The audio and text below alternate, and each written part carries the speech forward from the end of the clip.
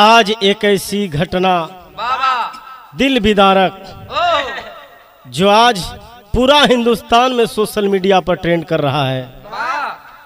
ए भैया, एक चेला और गुरु के रिश्ता क्या आज शर्मसार कर दिया पापी। 4 लाइन भूमिका के माध्यम से कुछ कहना है क्या?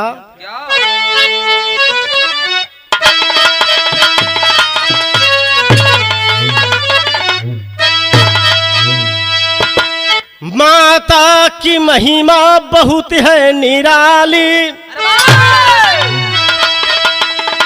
अरे कितने जतन से है बच्चों को पाली। हरदम बच्चों की अब रखती फिक्र है, अरे बच्चों के खातिर हर दुख सहने वाली। माता के आंचल में जो सुख मिलता, अरे नहीं तीनों लोकों में कहीं मिलने वाली।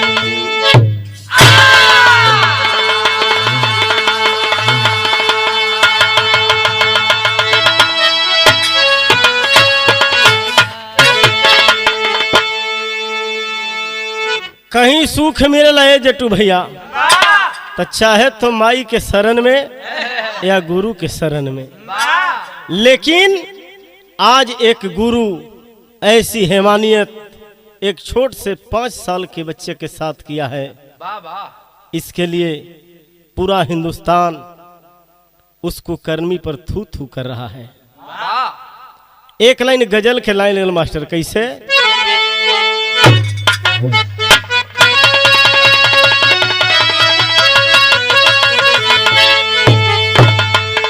अरे मेरे महबूब,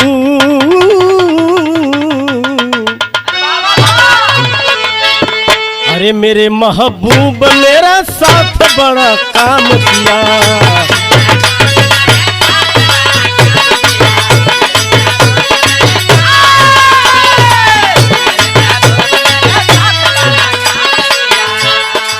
मेरे महबूब मेरा साथ बड़ा काम किया।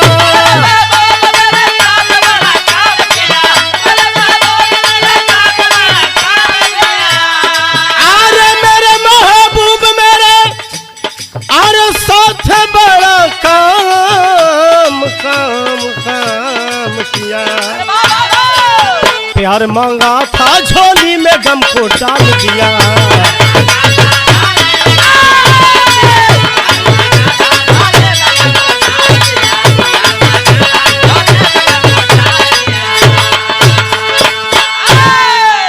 ए भैया, तो बिरहा में कवि जी लिखलन कि आखिर मानव और जानवर में अंतर क्या है। माज मानव इतना गिर गया है उससे कल्पना नहीं कर सकते हैं। कहलन कवि जी लिखलन का,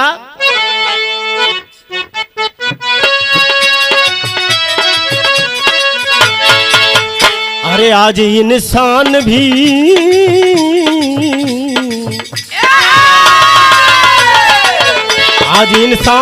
इंसानियत भूल जाता है। आज इंसान भी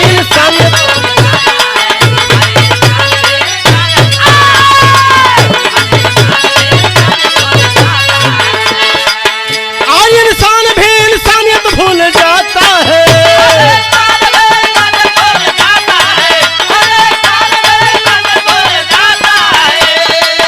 अरे आज इंसान भी, अरे इंसानियत भूल जाता है।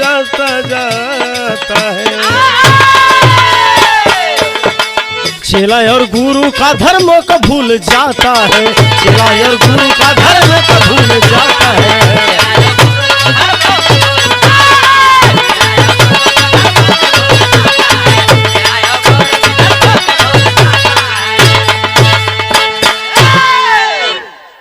ए भैया, एक कहानी कैसन है, कहाँ के कहानी हो।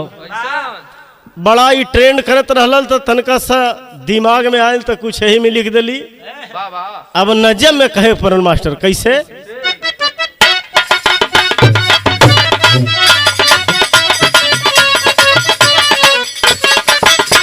बुला की बीघा जहानाबाद की कहानी है, सुनते सारा लोग आंखों में बहता पानी है।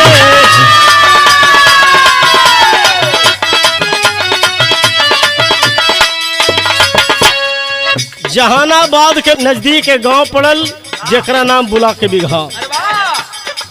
पिता धनंजय, माता सीता भी कुमारी रही, दो थे बच्चा पढ़ाने की तैयारी रही।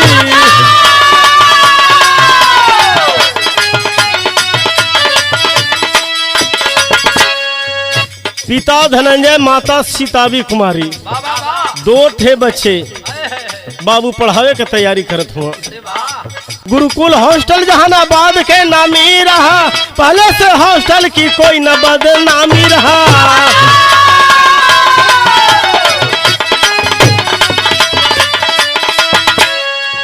ए बाबू, गुरुकुल हॉस्टल जहानाबाद में नामी रहल, पहले से कोई बदनामी न रहल।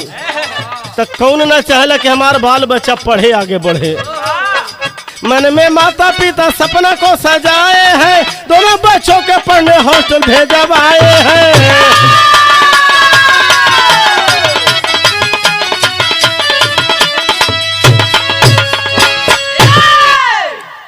कौर करेंगे पंचो, जहानाबाद के नजदीक गांव बताओ गए, जो ने गौवा के नाम है बुला की बीघा।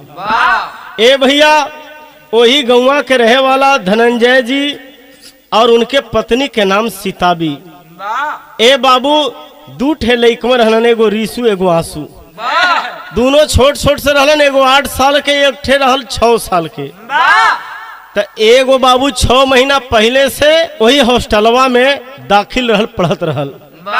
माई बाबू सोचलन कि काहे न छोटका लइकवा अंशु जोन बा वो बहुत बदमाश, ओकरो के वहीं भेजा देहल जाओ ताकि सुधर जाए पढ़ी।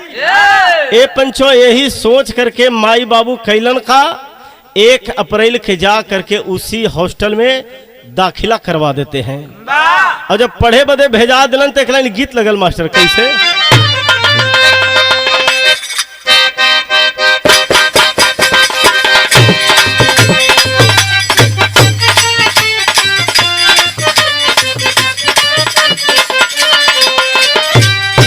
है गीत बजौले जैसे कोनो मेहरारू अपने मर्द से कहे, यही कहे, एगो चुमवा ले जगाल में,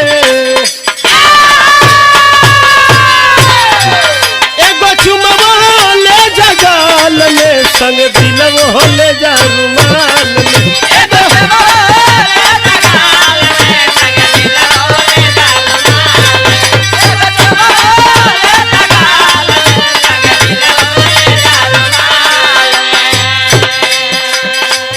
दोनों के धनंजय और सीताबी देवी जब दोनों के भेजा दिली पढ़े बदे लइकन के, तो ए बाबू घरवा में कोई ना रहल, एक ठे बुढ़ऊ दादा रहलन, तनिक वही दरवाजा पर पहरा रहलन, बाकी तो दोनों अकेले हुआ। ए भैया, तो एक दिन अपने पति से पत्नी मजाक करतिया वही पलंगवा पर सूत के, गोरी सैया के समझावे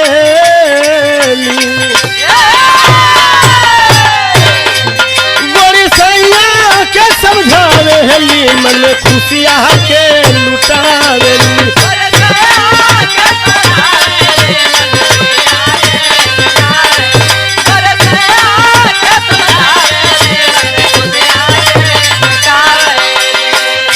अपने सैया के वही बेड पर समझा रहे हैं कि कोई नहीं है, पढ़ाई और शेरनी का दूध होता है, जो पढ़ता है वो दहाड़ता है। अपनी पत्नी से पति कहत हो के, अरे तो घरवा सुनसान लगत हो, गलत की देखा अभी कष्ट कर लेबा, जब बचवन सियान हो जाइहन, पढ़ लिख के कुछ बन जाइहन, हमनी के बुढ़ौतियों में चांदी काटे के मिली। करिह बचवन पर कौनो न संदेह पिया,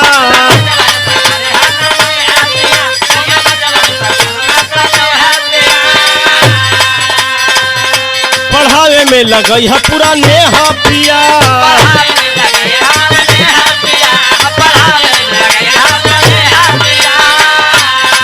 गोरी सैया के समझ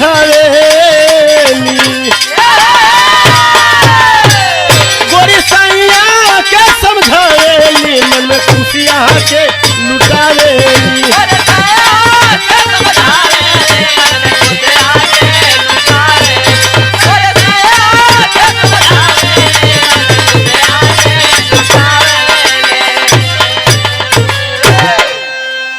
अपने पति से कह रही है कब ऊ उनके गवलिया छुअत हो तो कब ई छुअत हो। ए भैया दोनों खुशी जाहिर करत हो, घरवा में केहू ना हो। ए पंचो जब घरवा में केहू ना हो खुशी में इतरात हुआ। एक दिन जब रतिया भैल तो रतिया के फोन लगा के माई और वही अपने बेटवा से दुलार करत हो, पूछत बा का रे बेटा हाल चाल ठीक बा ना। कलश के हाँ माई हाल चाल ठीक है। बड़का लड़का से बात होता ए बाबू 1 अप्रैल के लड़का के वहाँ हॉस्टल में दाखिला भइल रहे। आखिर भैल का गीत बदल गलन का।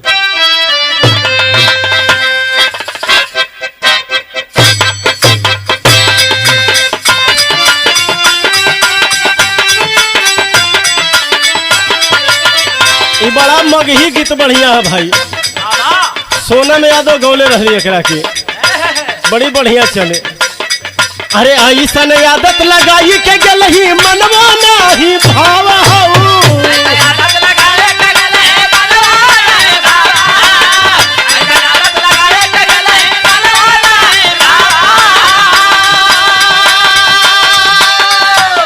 कोनो लड़का कहे कमलेश भाई कोनो लड़की से अरे ऐसन आदत लगाई के गलही मनवा नाही भाव हो। अरे सोनावा गे फोनवा बाल तोर बतावा हो।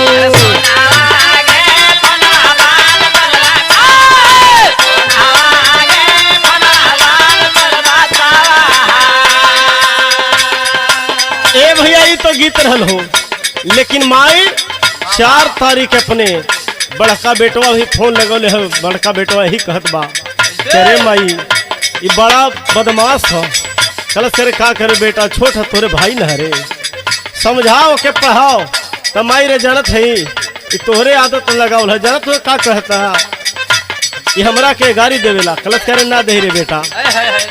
लड़का बतिया होता फोन पर अरे पढ़े लागी बोला ही तो हमरा के गरियावा हो।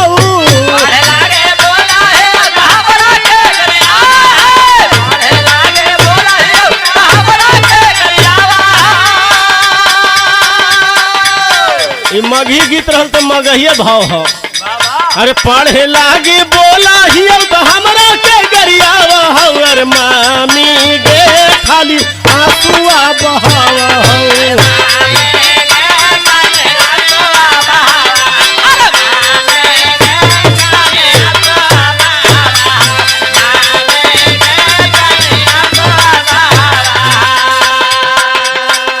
ए मम्मी जब पढ़ेला बोलीला ना छोटा बच्चा UKG में पढ़ता है, जब पढ़ेला बोलीला तब हमरा के गरिया वाला मम्मी कलश करे पगला तू बड़ भाई बाड़े तू समझाओ ओकरा के तोरा के दुलार देवे के चाहिए छोट भाई के। लड़का कहता ना रे माई तोहरे गलती है तू ही धरल ही एकरा गाड़ी के आदतिया तोहरे के चलते हमरा कर दूरा गातिया।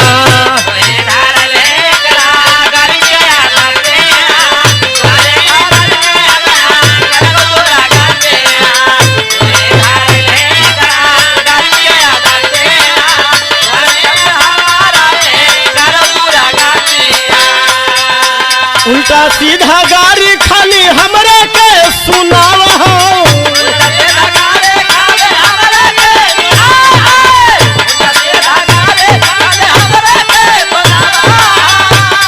अरे उल्टा सीधा गाड़ी खाली हमरा के सुनावा हो। अरे मामी गे खाली आंसुआ बहावा हो।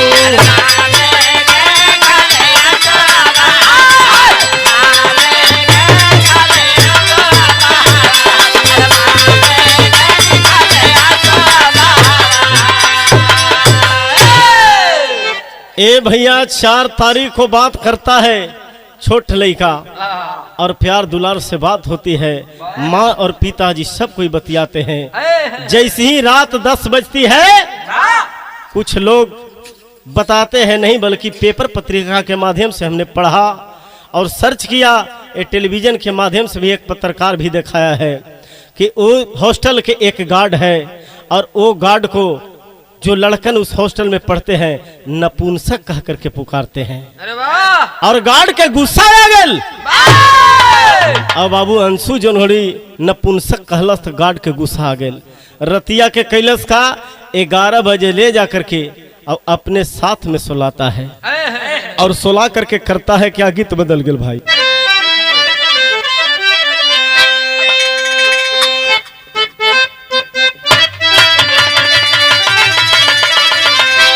वही गीत हनन का कि अरे बाबू दरोगा जी,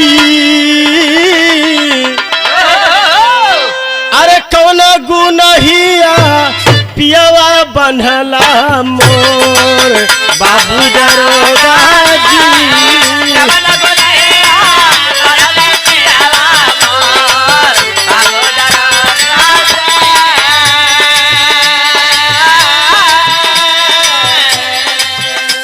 लेकिन बाबू जैसी 12 बजता है ऐसा तो नहीं करना चाहिए मेरे साथी।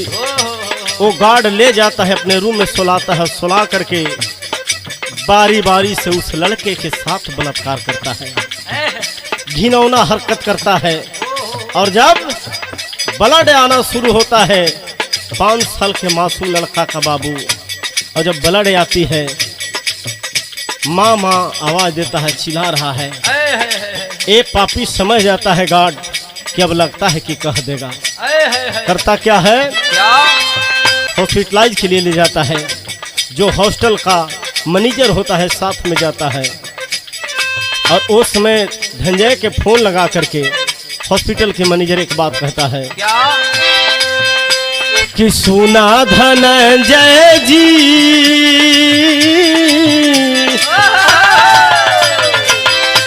कि सुना धनंजय जी, लड़का के बिगड़ल बहुत हालतिया तो।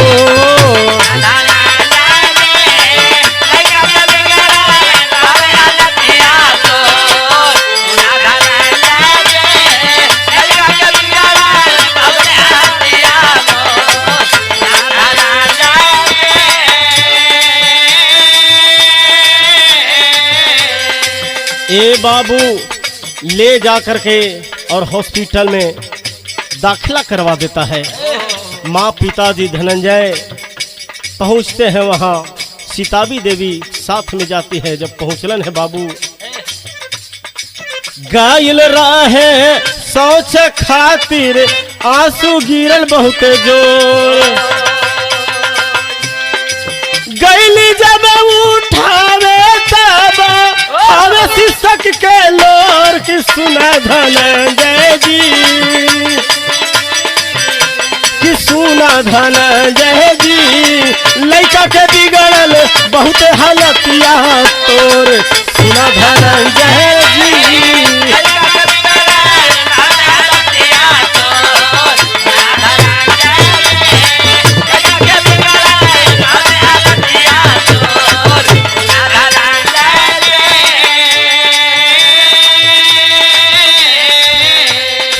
हॉस्पिटल में पहुंचने ही वाले थे, लेकिन वो मालिक करता है क्या, इतना सुना करके हम जब गए हॉस्टल में तो देखली कि तोहार लड़का अंशु बाथरूम गए रहे तहीं गिरल बा।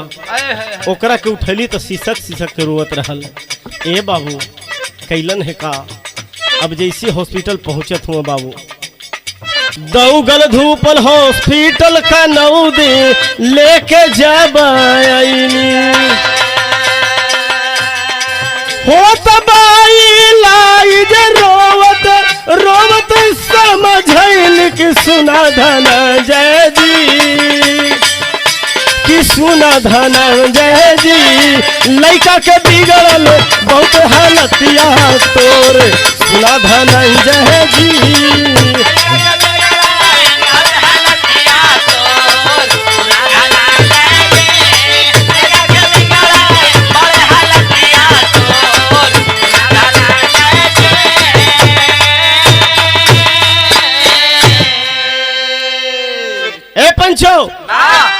कौर करेंगे जैसी पहुंचलन बाबू तो वहां देखलन कि बेड पर लड़का छरपटात बा हो पंचो गिरल बा।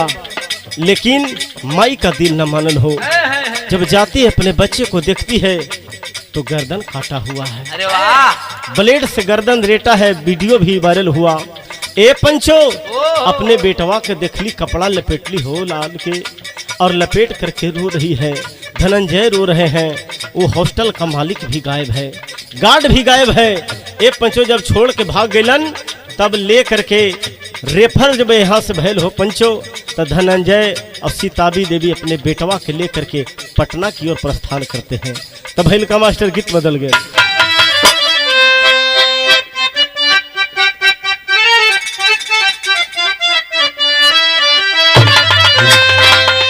गीत से बढ़िया भाव हो। हर पति से बोली पत्नी मधुर बचनवा हो।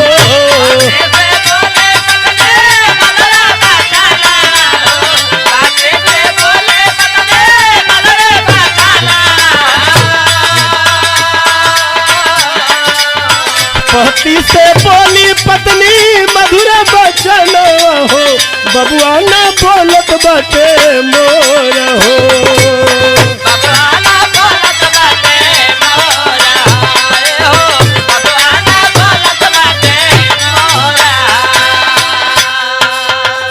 माँ अपने लाल के गोद में लेकर के सहरा रे मुन्ना बेटा है अंशु उठ मेरे लाल। लेकिन लड़का का गर्दन कटा हुआ है, ब्लड गिर रहा है, छरपटा रहा है। ये बाबू पटना की ओर जब जा रही है हॉस्पिटलाइज होने ले करके माँ अपने बेटे को जा रही है। धनंजय के आंखों में आंसू है। उठाया यूं सा बेटा खोलता नयनवा हो। बबुआ हमार कनी बोल बचनवा हो।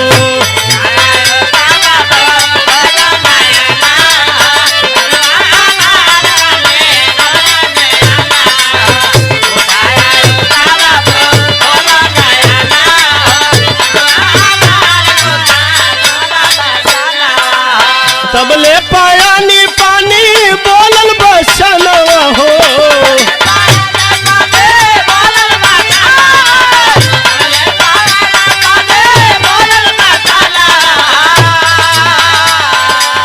तबले पायानी पानी बोलल बचनवा हो।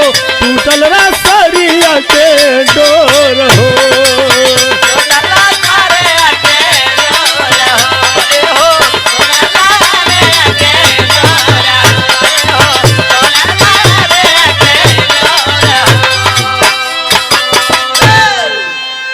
गौर करेंगे पंचो ले करके जब उस बच्चे को हॉस्पिटलाइज के लिए जाती है, अस्पताल में जब दाखिला करवाती है, ए बाबू कुछ ही देरी के बाद लड़का पानी मांगलस हो। और जब पनिया जैसी ही माई अपने बेटवा के दिली बाबू तबले सास के जो डोर टूट गया। करेजे पर छाती मुका मार करके माँ विशुद्ध होकर के रो रही है। धनंजय बेटा बेटा कह करके छाती मुका मार करके हॉस्पिटल के बाहर रो रहे हैं। ए बाबू पोस्टमार्टम के जरिए पता चलता है कि उस लड़के के साथ में घिनौना हरकत के साथ बार बार 3-4 बार बलात्कार किया गया था, जो कि उस रास्ते से इतना ब्लड निकल रहा था मेरे साथी कि रुकने का कोई नाम नहीं लिया है। ए पंचो आखिर इतना जब पता चलल सनसनी पूरे हिंदुस्तान में फैल गल हो। पूरा जहानाबाद के धरती पर माननीय सांसद सुरेंद्र प्रसाद यादव जी कैंडल मार्च जला करके पूरे जहानाबाद के रोड को जाम कर देते हैं। अरे वाह! और पूरा लोग इकट्ठा होकर के बाबू सरकार के विरुद्ध नारे लगाते हैं। तो बाहर कैसी आपकी सरकार है। अरे वाह! हर दिन प्रतिदिन बलात्कार होता है, वाह! रेप होता है, मर्डर होती है। सोशल मीडिया पर आपने देखा कि एक धारदार हथियार से गला काट करके अलग सर से कर दिया धड़ को। ये रोज क्या हो रहा है सुशासन बाबू, इसे भी समझिए। और मैं माननीय सम्राट जी से कहूंगा कि आप जिस बात पर खड़े उतरे थे कि एक भी उग्रवादी सांस नहीं लेगा, वाह वाह लेकिन हमें पता चलता है कि सांस आप नहीं ले रहे हैं। या ए बाबू तो गौर करब तनका टेरी में कहे पड़ल।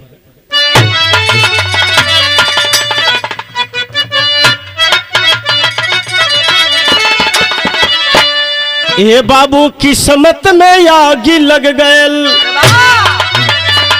अरे सींचल बगिया में लागल कसके आगी, अरे आगी अरे आगी। किस्मत में आगी लगल। वाह ए भैया जौने बगीचवा के माई सींचत रहली हो, ओह, और जैसी फुलाए वाला समय आयल ए पंचो वाह तबले आग लगल हो। आज धनंजय पत्नी ले करके अपने बेटवा के लाश के बाबू गोदिया में अंशु के हो रोवत हुआ, और रो के एक बात कहलन, विदेशिया कहलन हम मास्टर कैसे।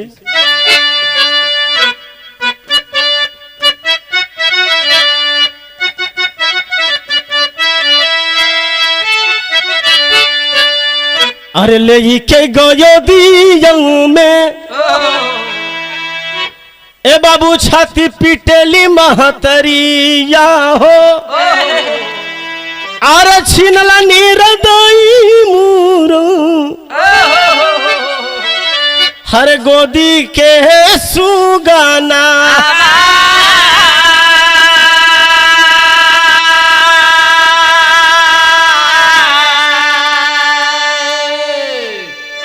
जरते चिरगवहू के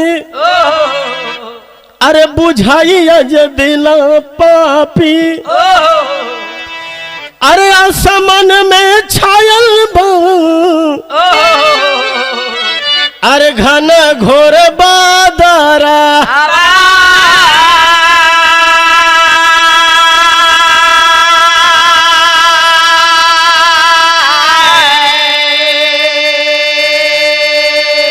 हे निर्दयी, हमार छोट से 5 बरस के बेटवा तोरा के खा बिगाड़ले रहल। ए पंचरो रही है, माँ बिलख रही है, दुए के औलाद रहलन। गरीबी में कमा के हमनी दोनों प्राणी पढ़ावे की बड़ी कोशिश कैली, सपना सजौले रहली कि हमार बेटा कुछ बनियन तो हमनी के सुख चैन मिली, लेकिन आज निर्दयी तू छीनिए ले ना। देखली सूरतिया आंसू, अरे कोई न बचावे पवलस, हर तड़पा तड़पी के आंसू। हे बाबू तेजल परना,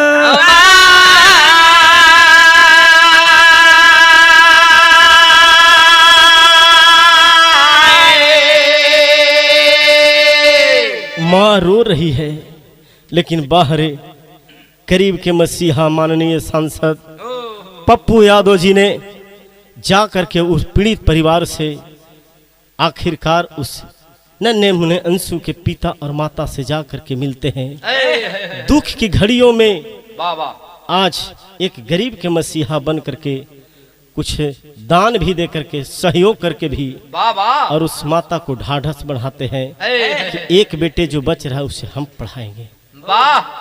ऐसा नेता होना चाहिए।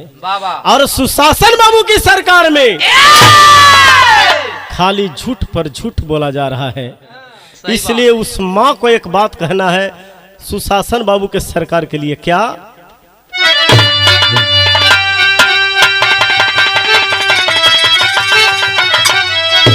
सुशासन के सरकार में हथियारन के बढ़ल हौसला, कोर्ट में पेश कर आरोपी का सुनई बा फैसला।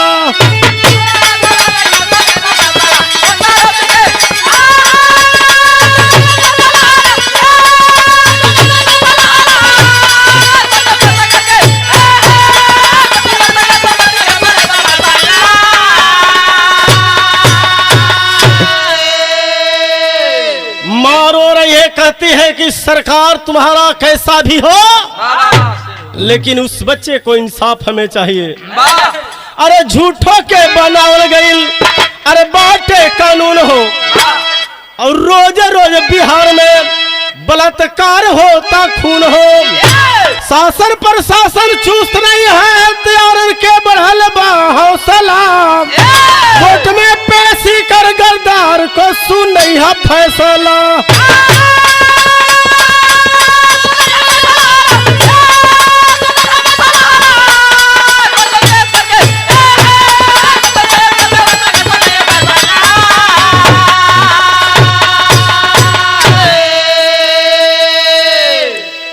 आखिरकार गौर करें मेरे साथी, यही माँ रो करके कहती है कि आपके सरकार में रोज बलात्कार और खून हो रहा है।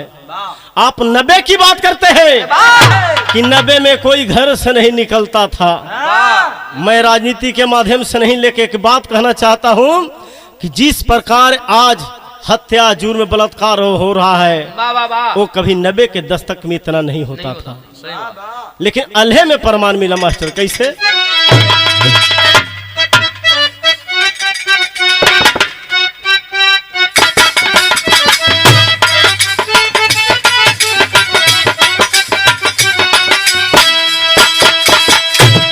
हर जिंदगी के मोल नहीं, अरे रुपया से होला बाबू।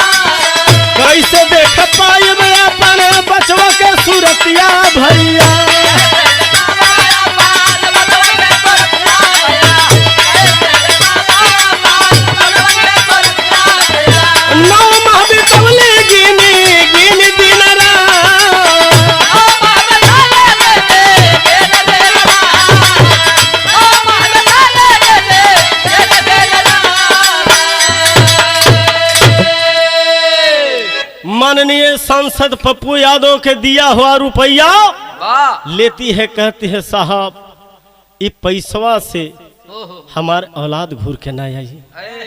लेकिन गरीबों का मसीहा, दिलों के धड़कन, ए बाबू सांसद पप्पू यादव ने देख करके ढाढ़स बनाते हैं, संतावना देते हैं कि बहन तुम्हारे एक बेटा है, उससे हम पढ़ाई लिखाई करवाएंगे। माँ कुछ रकम रख लेती है, लेकिन बाहर आज के दुनिया के मसीहा और बाहर आज के समाज जो इतना बड़ा घिनौना काम करने से भी लोग नहीं डर रहे हैं।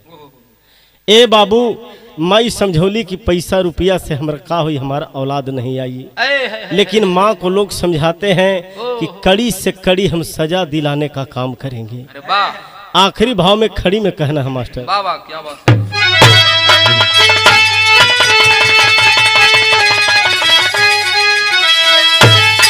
अरे गरीबनी के तू ही, अरे सबके उजाड़ लाए साहेब, तो हमारे आंसू के हकीकत खातिर लड़िहाए साहेब।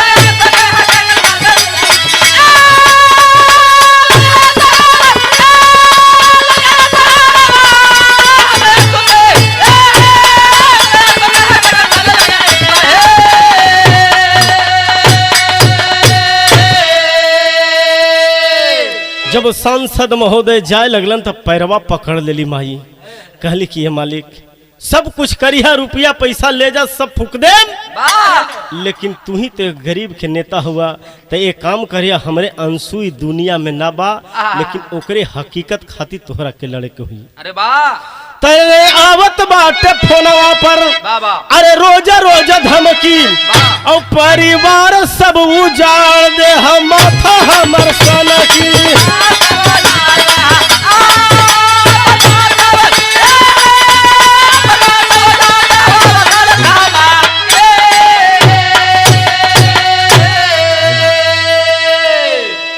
जयसिंह सांसद महोदय जाते हैं, बाबा रोज धमकी आती है परिवार पर कि तुम्हारे पूरा परिवार को खत्म कर देंगे, नहीं तो केस वापस लो। बाबा ये बाबू रो रो करके कहती है अरे गरीबों ने लाचार के अरे आवाज क्या उठाई है ऐसा है तो हमारे आंसू के हकीकत खातिर लड़ी है ऐसा है।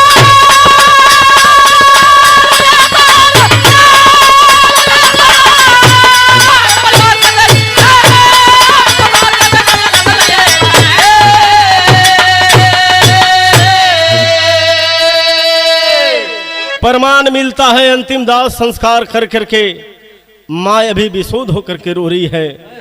खोजबीन के माध्यम से पता चलता है कि उस हवलदार को जब पकड़ा जाता है प्रशासन के द्वारा तो एसपी साहब ले जा करके एक कोठरी में बंद कर करके आ 2-4 हंटर मारते हैं तो बतलाता है कि हमको नपुंसक कहता था इसीलिए उसको ऐसा घिनौना काम किए हैं। ए बाबू जब ऐसा बतिया बोलल एसपी साहब कोई कोई तो हंसेला भी बाबू, लेकिन आज जेकर फुलवा के बाग टूट गए लुटा गेल हो ओकर का होई। इ गर्दारन के ऐसन ऐसन धरती पर रहे के कोनो हक न है, जरूरी न हो। आखिरी भाव में कहना है का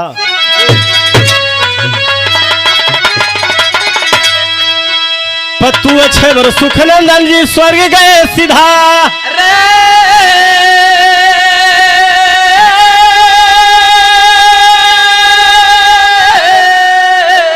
अरे कभी पवन के रे गीतिया लागे प्यारे